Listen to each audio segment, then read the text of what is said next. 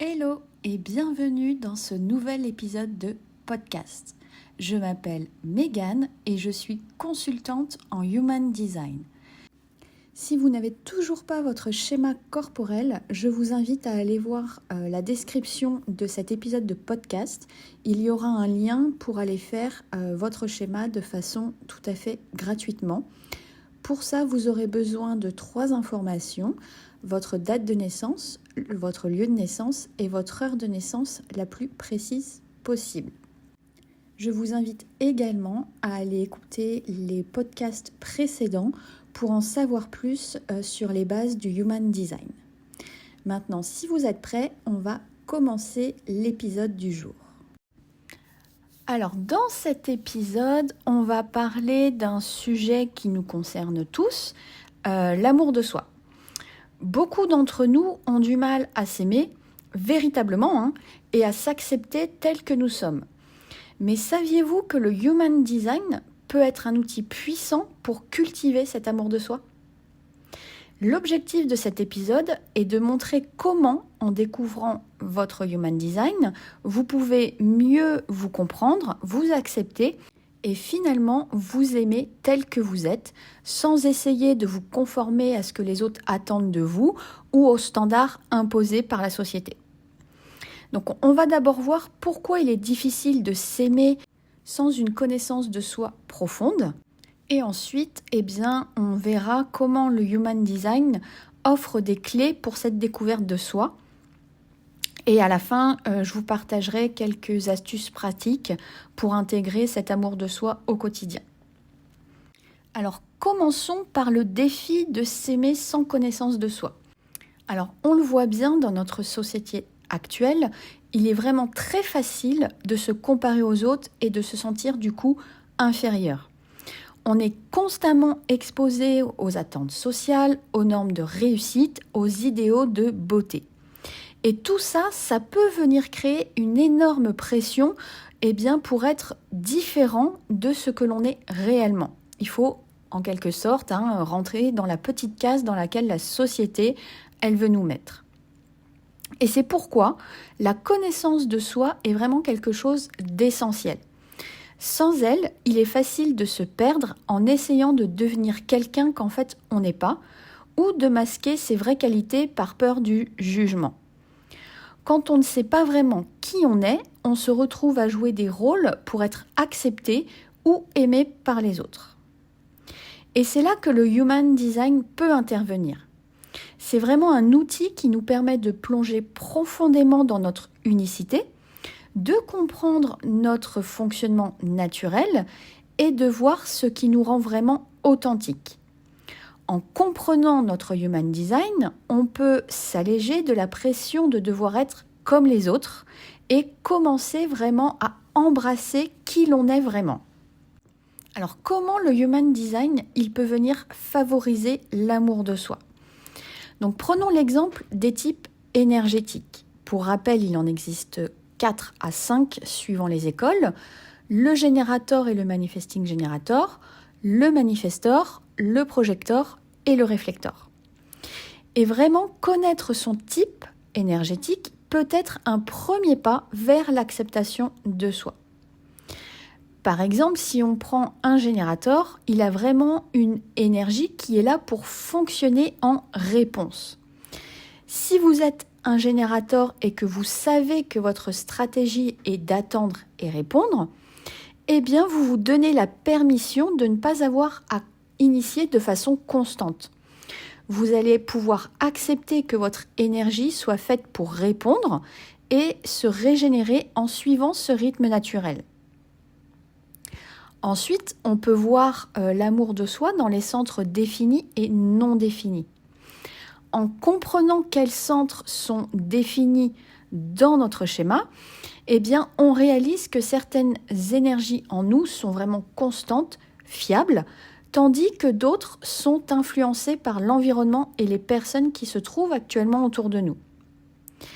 Donc prenons l'exemple du centre de la gorge, donc le 3e centre en partant du haut, et imaginons que votre centre de la gorge est non défini. eh bien, vous pouvez cesser de vous comparer aux autres qui ont vraiment une voix constante, une voix confiante, et apprendre à apprécier la flexibilité de votre expression qui, elle, est vraiment plus fluctuante et qui varie en fonction des situations et des personnes qui sont en face de vous. Et enfin, eh bien, on pourrait voir le profil et les portes en Human Design. Ça offre vraiment des pistes qui sont très intéressantes quand on parle de l'amour de soi. Par exemple, si vous avez un profil qui indique que vous êtes plutôt une personne qui est là pour explorer, comme le profil 1-3 par exemple, eh bien, vous comprenez que tout ce qui va être essai et erreur font partie de votre processus naturel d'apprentissage.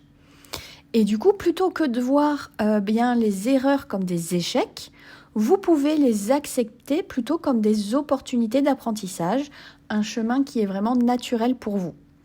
Et du coup, cette compréhension, eh bien, elle va réduire la pression et augmenter l'acceptation de soi.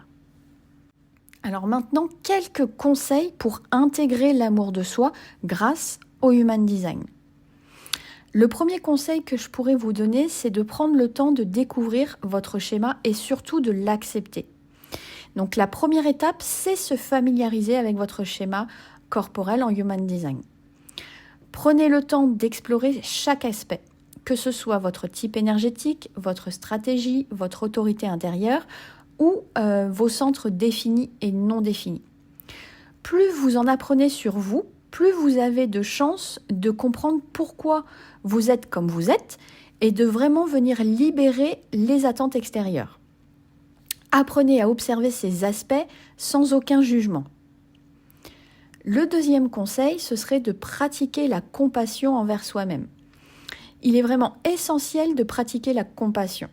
Donc, le Human Design, il vous montre que, en fait, tout le monde est unique. Et il n'y a pas de bonne ou de mauvaise façon d'être. Si vous êtes un projecteur par exemple et que vous ressentez que vous avez souvent besoin de repos ou de temps pour vous ressourcer, eh bien acceptez-le comme un besoin naturel plutôt que comme une faiblesse. C'est vraiment en respectant ces besoins que vous pouvez vraiment vous épanouir. Le troisième conseil que je pourrais vous donner, c'est de créer des routines qui sont alignées avec votre Human Design. Vraiment, une autre façon d'intégrer l'amour de soi, c'est de créer des routines qui respectent votre nature. Par exemple, si vous avez un centre sacral non défini, évitez de vous surcharger d'activités et prenez des pauses pour recharger votre énergie. C'est vraiment une façon de vous montrer de l'amour. Ou encore, si vous avez le centre splénique qui est défini, écouter vos intuitions spontanées au quotidien vous permet de respecter votre guidance intérieure. Et le dernier conseil que je pourrais vous donner, ce serait d'utiliser des affirmations basées sur votre schéma corporel. Ça peut vraiment venir vous aider à renforcer cet amour de soi. Par exemple, si vous avez un centre G défini, rappelez-vous chaque jour que votre direction, elle est innée et que vous avez besoin de suivre ce qui vous paraît juste. Si vous avez un centre de la tête qui est non défini, eh bien, rappelez-vous que vous n'avez pas besoin de toujours avoir toutes les réponses pour être une personne complète. Donc, pour résumer, le Human Design, c'est vraiment un outil puissant pour apprendre à se connaître, s'accepter et s'aimer. Il nous montre que chacun a un design unique et que c'est vraiment en embrassant cette unicité que l'on peut réellement vivre en alignement avec soi-même. Plutôt que de chercher à être quelqu'un d'autre, on peut apprendre à apprécier et valoriser qui l'on est déjà. Donc je vous remercie d'avoir écouté cet épisode jusqu'au bout. J'espère qu'il vous aura plu. Si c'est le cas, n'hésitez pas à liker, partager, commenter. Moi, je vous souhaite une excellente journée et je vous dis à très vite pour un nouvel épisode de podcast.